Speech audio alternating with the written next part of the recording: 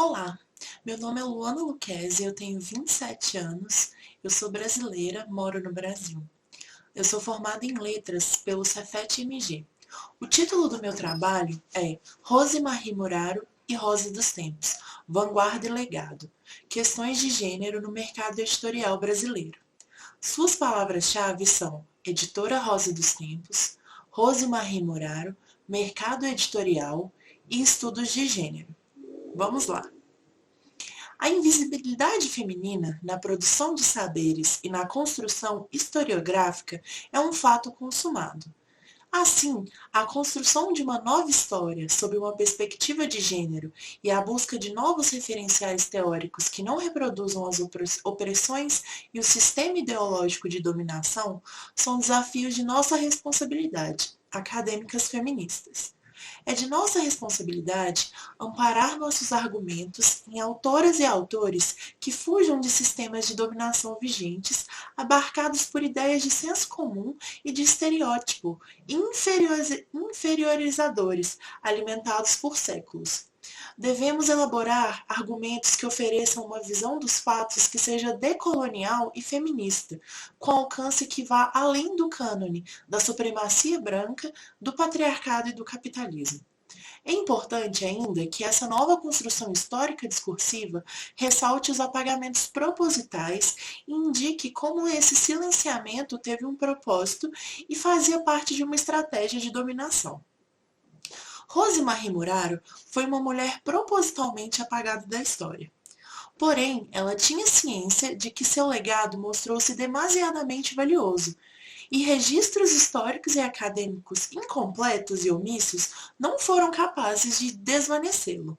Ela havia contribuído para construir uma consciência de gênero nas mulheres brasileiras, fazendo-as despertar para questões que até então eram pouco debatidas e discutidas. Em uma entrevista concedida à revista IHU Online em 2013, Muraro afirmou que se você muda uma mulher, você muda o correr das gerações. Eu tenho a honra de ter ajudado com a minha obra a mudar a cabeça das gerações.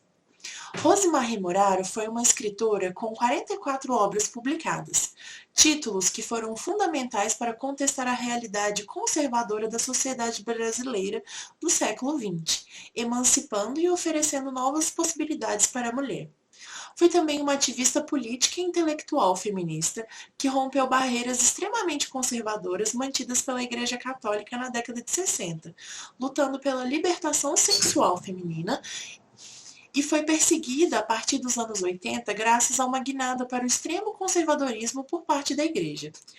Muraro realizou todas as suas atividades como escritora, pensadora e ativista política, mantendo sua vida pública, enquanto fazia manutenção de sua vida privada, sustentando e sendo mãe de 5 filhos, e se responsabilizando financeiramente pelo sustento de seus filhos e pelas dívidas de seu marido, com quem foi casada por 23 anos. Muraro participou do corpo docente do Instituto Villa-Lobos, uma universidade alternativa que serviu como embrião da revolução das mentalidades da década de 70, e foi uma das maiores percussoras públicas do feminismo e das questões da mulher em plena ditadura militar, realizando palestras em cidades por todo o país, falando em grandes emissoras de TV e publicando a obra Libertação Sexual da Mulher, livro que introduziu no Brasil as teses que as feministas estavam defendendo ao redor do mundo. Ela ajudou, fez parte e apoiou financeiramente a criação do Centro da Mulher Brasileira, um marco da consolidação para o feminismo brasileiro, e teve suas obras recolhidas pela polícia durante o regime militar, como uma demonstração de censura contra o movimento feminista que estava tomando força na época. Muraro foi ainda uma das conselheiras do Conselho Nacional dos Direitos das Mulheres, órgão responsável por diversas conquistas feministas, e foi nomeada matrona do feminismo brasileiro pelo governo federal em 2005, entre inúmeras outras conquistas e premiações pelo envolvimento com questões da mulher. Ainda que a sua trajetória editorial seja um dos aspectos menos explorados e menos apontados de sua vida pública, Rosemarie Muraro foi editora de mais de 1.600 livros durante toda a sua carreira, a grande maioria deles voltados para a mudança de pensamentos retrógrados e conservadores vigentes em sua época, com um olhar direcionado para estudos de gênero e para diversas opressões na cultura, nas ciências, nas correntes filosóficas, nas instituições, no Estado e no sistema econômico. Muraro escreveu dezenas de livros que ajudaram o processo de mudança na mentalidade de diversas gerações e editou centenas de livros que fizeram o mesmo. Seu valor para a sociedade brasileira, para o mercado editorial brasileiro e para a história do livro no Brasil é inestimável. A obra Memórias de uma Mulher Impossível, de 1999, é a única que apresenta simultaneamente detalhes sobre a vida pessoal de Muraro, detalhes de sua trajetória profissional e detalhes do contexto histórico e político em que ela esteve inserida, uma vez que a sua história pessoal esteve sempre intimamente ligada à história política e social do Brasil. Incendiar o mundo era um dos objetivos de Muraro, e ela o fez com maestria ao longo de sua trajetória editorial. Um dos capítulos mais valiosos de sua vida foi sua atuação na editora Vozes, período em que trabalhou ao lado de Leonardo Boff, e das mãos de ambos ascenderam e tomaram força dois dos movimentos sociais mais significativos do Brasil do século XX. O movimento feminista, que visava a emancipação das mulheres, e a teologia da libertação, que até hoje figura como base na luta dos oprimidos. A menção da intensa participação de Muraro no cenário político e cultural brasileiro por meio da edição de livros nas diversas editoras em que trabalhou é infrequente. Quando raramente acontece, é majoritariamente ressaltada sua ação na editora Vozes, uma editora católica onde trabalhou de 1961 até 1986, ano de sua expulsão por ordem do Vaticano, acompanhada de Frei Ludovico Gomes de Castro e Leonardo Boff. É interessante notar como, para Muraro, a ideia de incendiar sempre esteve ligada ao ato de editar e publicar livros.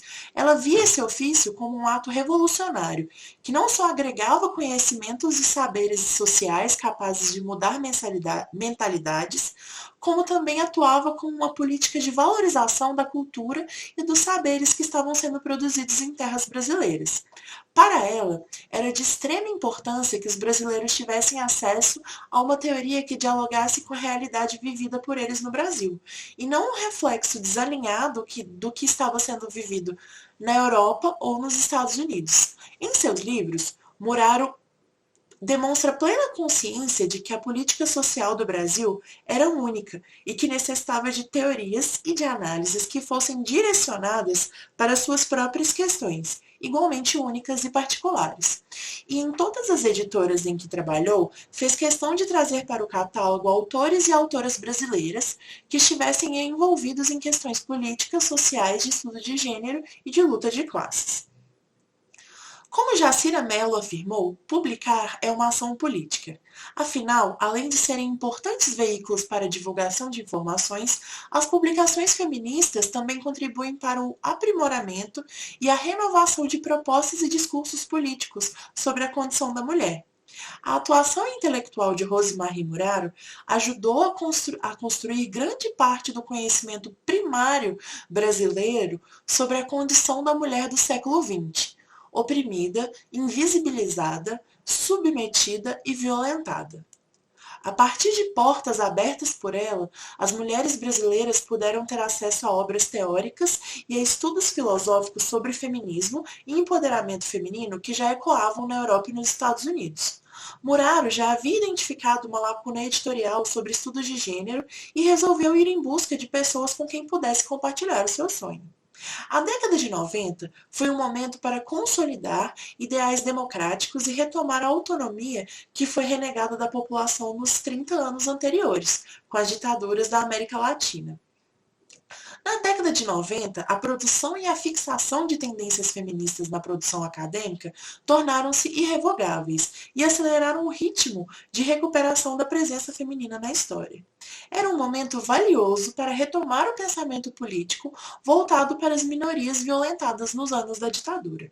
Ativistas teóricas como Kimberlé Crenshaw, Judith Butler, Joan Scott e Carol Gilligan agitavam o cenário intelectual feminista da época, inspirando o incremento dos estudos e das investigações de cunho feminista, por meio da criação de concursos acadêmicos que estimulavam a produção científica, inclusive daquelas pesquisadoras que fomentavam a expansão do conhecimento acerca da presença e da representação feminina em sociedades ao redor do mundo. Neste panorama, tornava-se necessário a criação de linhas de pesquisa e linhas editoriais que fossem diferentes das que já estavam estabelecidas no Brasil. Sobre o cenário intelectual brasileiro antes da década de 90, Muraro afirma que não existia nada escrito sobre a mulher no Brasil. Nem no Brasil e nem em língua portuguesa, a não ser teses universitárias. Existia apenas um livro da Carmen da Silva, chamado A Arte de Ser Mulher, editado pela editora Civilização Brasileira. Ela era famosa e escrevia para a Cláudia, uma revista que era lida pelas universitárias e pelas donas de casa dos anos 70. Muraro estava atenta à necessidade de mudança no panorama da construção de saberes de cunho feminista e já identificava a falta de voz das mulheres intelectuais do terceiro mundo. Em seu livro de memórias, Muraro conta uma história interessante de quando veio o estalo para criar a editora Rosa dos Tempos. Ela foi para o Canadá em 1988 e participou da primeira Feira do Livro Feminista de Montreal. E lá ela conheceu algumas editoras indianas feministas. Elas contaram que no primeiro mundo havia 300 editoras dedicadas a gênero. Porém, no terceiro mundo não havia nenhuma, apenas 2 ou 3 em Marrocos e na Índia. Ali, então, veio a ideia de criar uma editora sobre gênero no Brasil. Era preciso existir uma instituição que fosse responsável pela publicação de todo o conhecimento já produzido pelas mulheres, e também aqueles que estavam em processo de produção. E Muraro viabilizou esse lugar, concretizando seu maior desejo como acadêmica, ativista e editora: a criação da primeira editora voltada para estudos de gênero do terceiro mundo.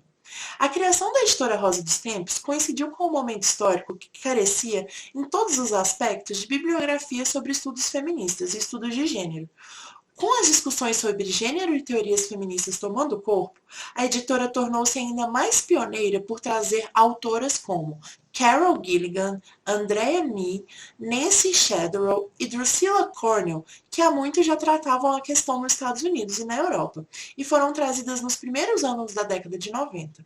Esse foi um dos principais valores agregados pela editora Rosa dos Tempos: trazer para o Brasil a produção de teóricas feministas ao redor do mundo. É importante ressaltar que a editora Rosa dos Tempos ela tinha 5 sócios no momento de sua criação: Alfredo Machado, fundador e editor da Record, a atriz Ruth Escobar, a socióloga Neuma Aguiar, a jornalista Laura Civita e Rosemarie Muraro. Alfredo Machado foi a ligação das sócias com a editora Record e viabilizou a parte logística da criação da editora. A Record entrava com a produção, a impressão e a distribuição dos livros.